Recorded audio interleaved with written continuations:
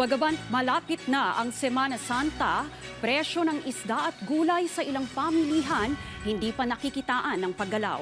Pero ilang tindera nagsabing posibleng tumaas ito ilang araw bago ang Semana Santa.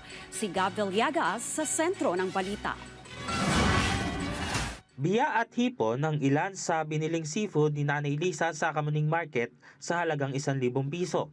Naisip ni Nanay Lina na magluto ng sinigang at paksiw ngayong Semana Santa. Paano kaya ang ginagawa niyang pagbabudget? Kung saan ka nung makakamura na healthy food. Si Nanay Charissa naman naglaan ng 500 piso para sa gulay at nakapamili siya ng sitaw at talbos nito, bulaklak ng kalabasa, okra at saluyot para makapagluto ng pakbet at inihaw na isda sa Semana Santa. Ang diskarte niya para makatipid sa pamamalengke, Konti-konti lang ang bibilhin. sa pinakahuling monitoring, aabot sa 160 pesos ang presyo kada kilo ng tilapia. Ang galunggong aabot ngayon ng 300 pesos ang kada kilo. Ang bangus ay naglalaro sa 313 pesos kada kilo, habang ang pusit naman ay 300 pesos ang presyo kada kilo at ang presyo ng hipon ay naglalaro sa halagang 450 pesos ang kada kilo. Sa mga gulay, naglalaro sa 100 hanggang 120 pesos ang kada kilo ng pulang sibuyas. Ang bawang, naglalaro ang presyo sa 150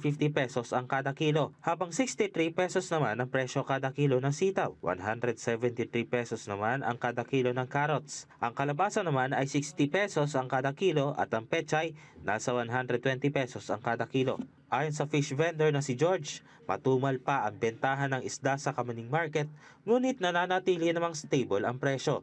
Pero ibanaan niya ang presyuhan pagdating na Semana Santa. Automatic naman yun, usual yun. Kada dadating yung Lenten season, talagang tumataas yung isda. Ayon naman sa tinderong si Ariel, nananatili rin na stable ang presyo ng kanilang panindang gulay. Pero posibleng anyang tumaas ang presyo ng gulay habang papalapit ang Holy Week. Baka kasi yung iba magbabakasyon, so konti yung dadating. At saka, huwag naman magkaroon ng bagyo. Yung magpapataas din yung logistics kasi.